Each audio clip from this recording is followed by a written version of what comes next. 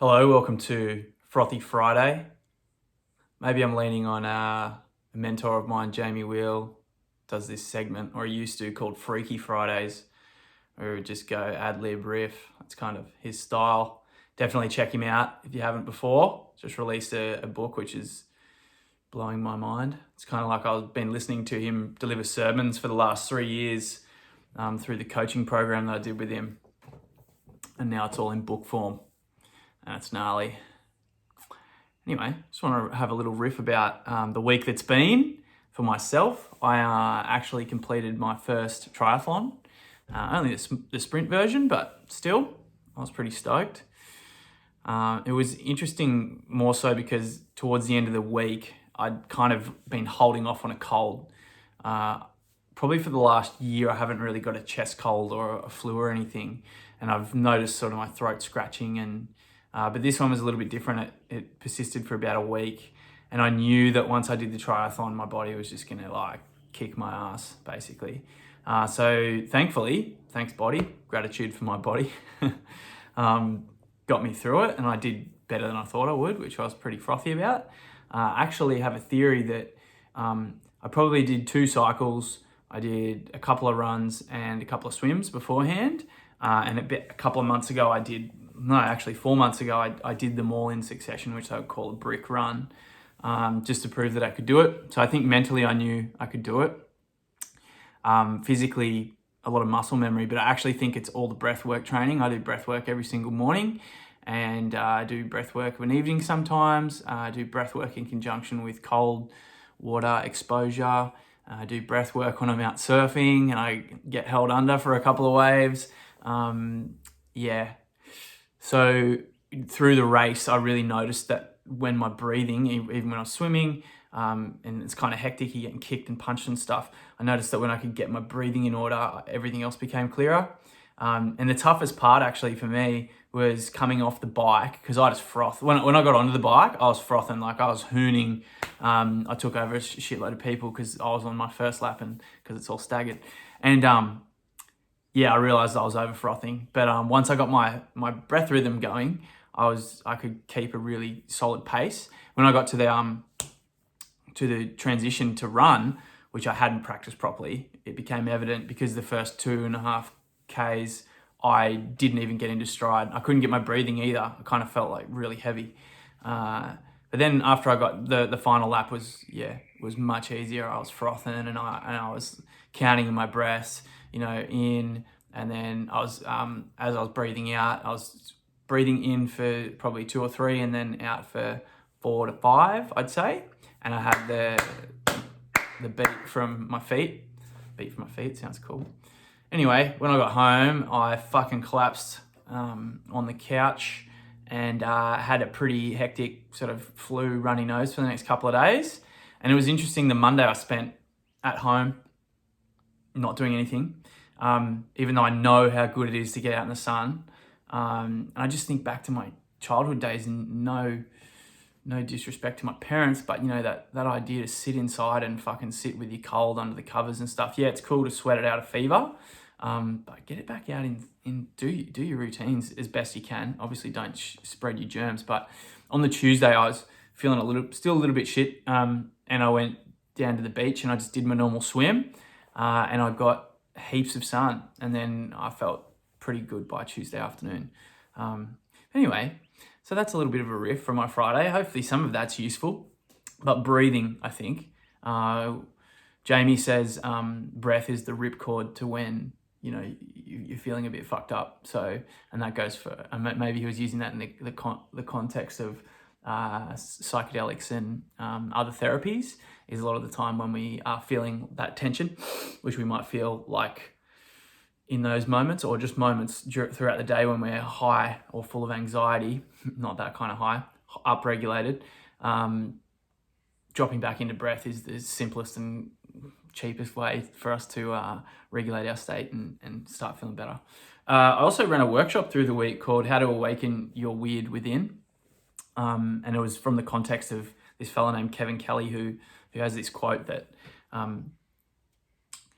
when you I fucked it up in the workshop as well. You know what it's like when you've got a workshop and you've got to deliver the quote and you wrote it down and it's really an easy quote? That thing that made you weird as a child, see what I did there? That thing that made you weird as a child could make you great as an adult, so long as you don't forget it, or so long as you remember it, something like that. Anyway, so we went through this process with a group I'm a part of called Syntropic World. I think there was about 50 people on there. It was pretty rad from all around the world.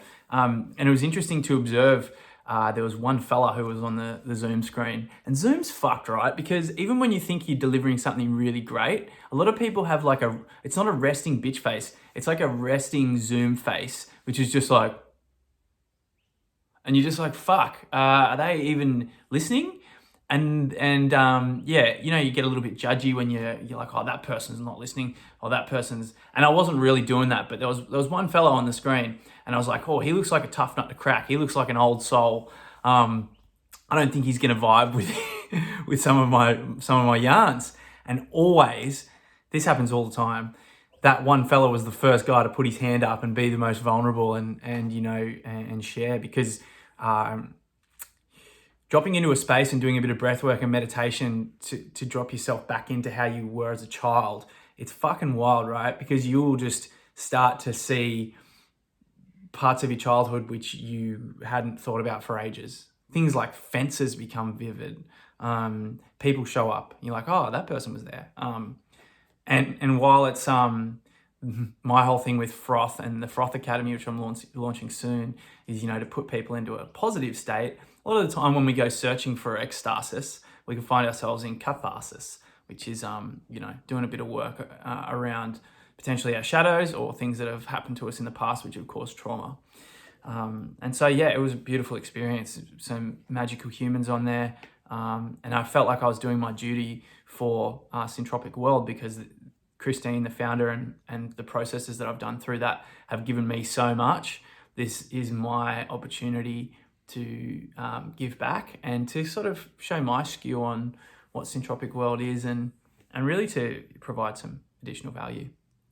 Speaking of value, you might have seen this if you've ever heard me talk about finding the Frothys, and I'm just going to do this with my last 2.5 minutes. Finding the Frothys is a concept that I created to support me on my journey, originally to become a better entrepreneur, and also to learn more about flow states. That's where Jamie Wheel comes in. And so I created this sort of thing where you have 3 circles. You have an anchor circle, you have a boundary. This is going to be fucked up handwriting because my handwriting's terrible as it usually is. And universal. So your anchors, so first of all you work out, okay, what do I want to achieve? Where do I want to get to? Throw a signpost in. Maybe it's sport, maybe it's family life, maybe it's whatever.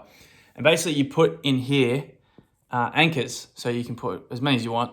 I usually say about 2. Who are the people that are your go-to, who keep you centered, right? And it's not necessarily that those like it might be your mum or your partner or something, or even your kids, you know.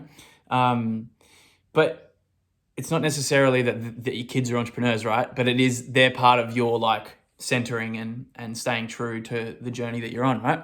Then you got your boundaries.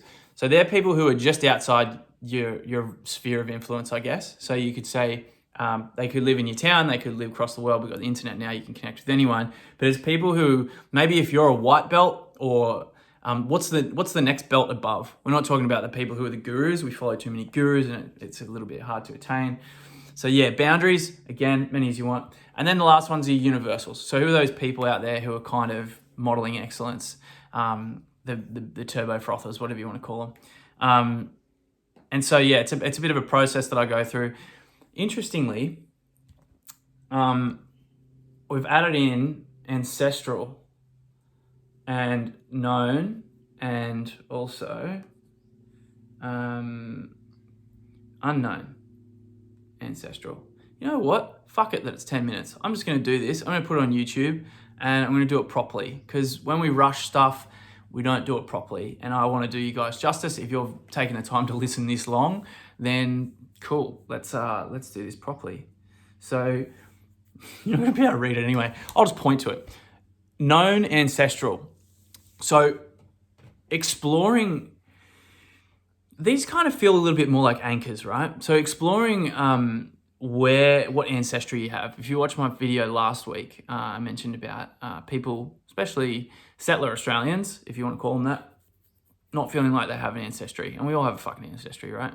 But I've felt that, And so who do we have to ask within our current sphere of family humans about our history? How much do we actually know about it? Where do we come from?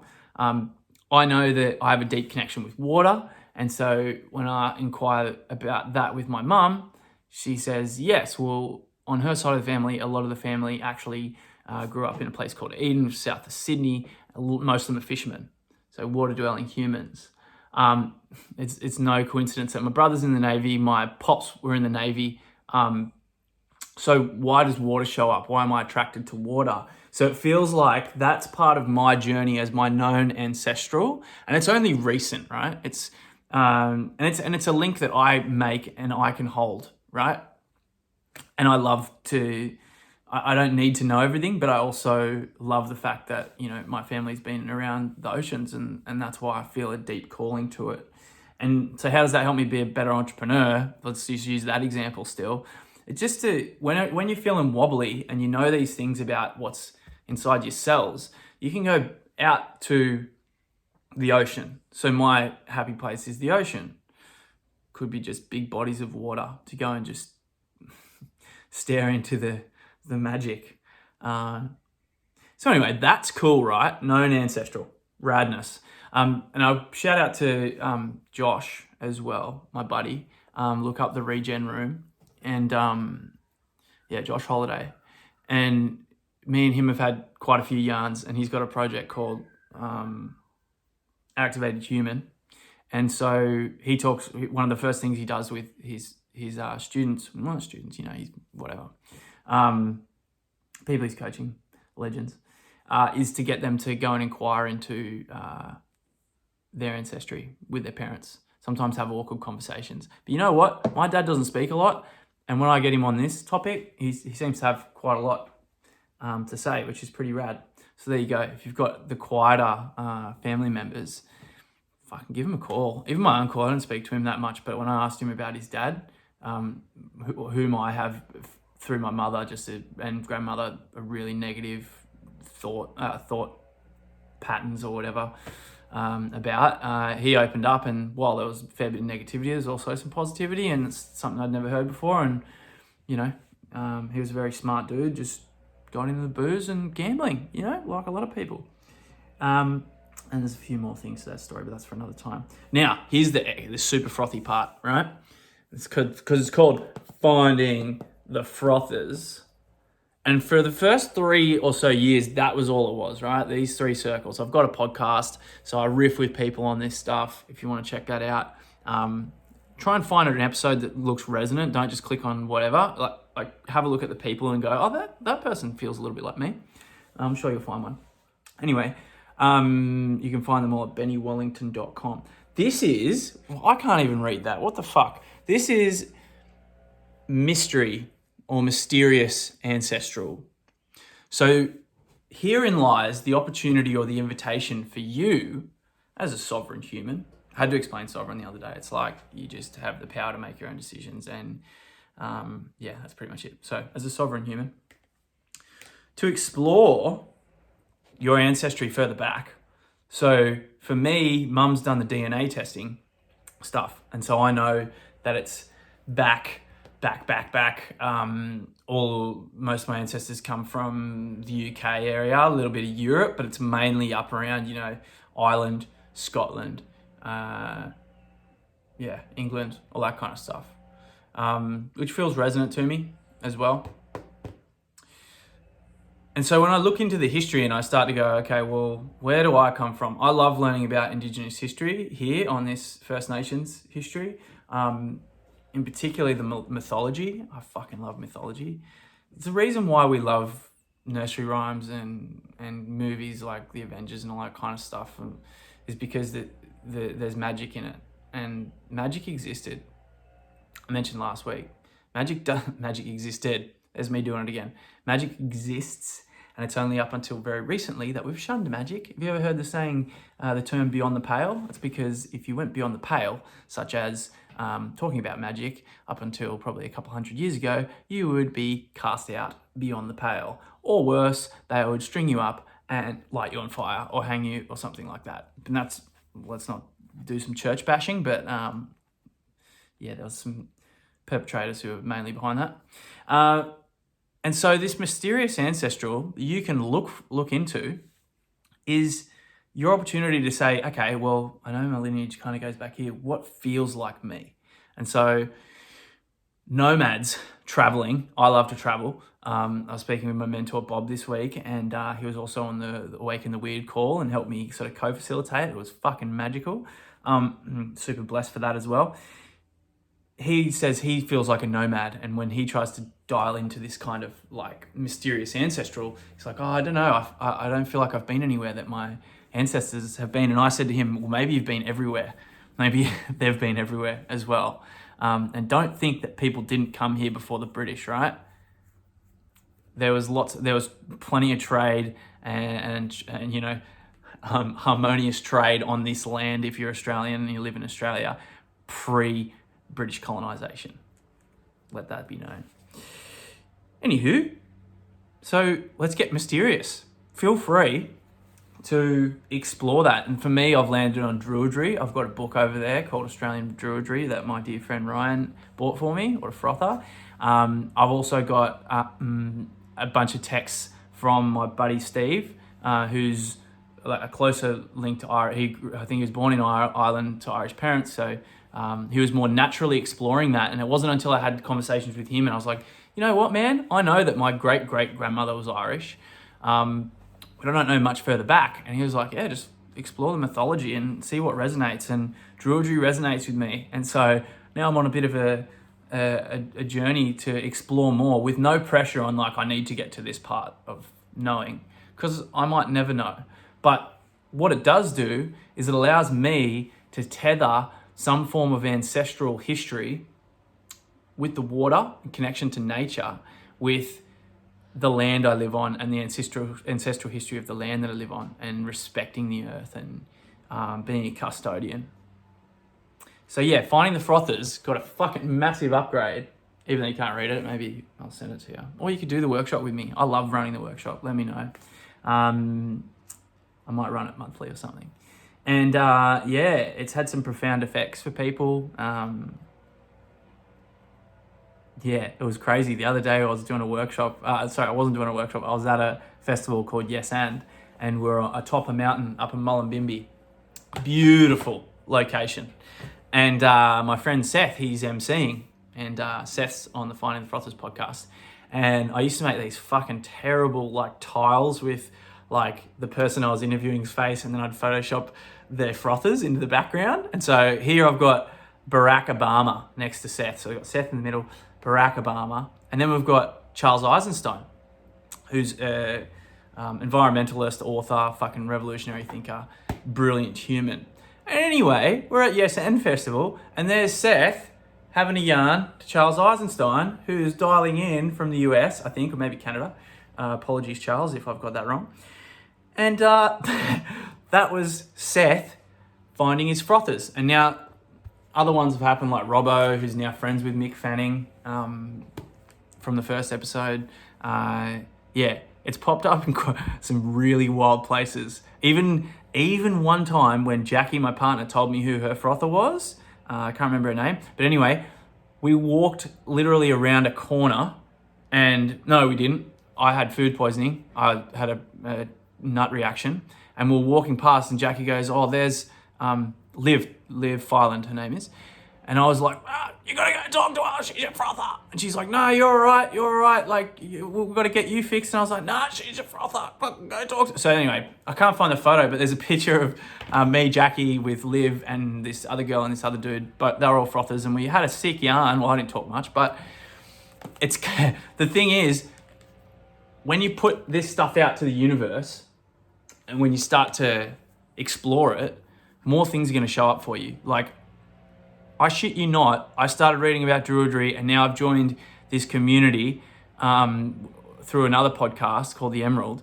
And the first call I was on, there was a lady talking about this 3-year Druidry program that she just finished and she highly recommends. So I just emailed her and said, hey, I don't know if I'll do it, but it shows up. Shit shows up. And there's some neuroscience behind that, and there's also some, not neuroscience, just fucking radness about belief and froth. Yeah, that's going to be me done today. Maybe I'm not going to restrict it to 10 minutes. I've just fucking spoken for 20-something. And I hope you have a frothy weekend. I'm just about to go off to a music festival or cultural and arts festival, and I'm volunteering there, and I haven't gone and done this by myself in 10 years. So a little bit of nostalgia for you. I hope you have a frothy weekend. I hope you're rad. If you want to do some Finding the Frothys workshops, let me know. And much love.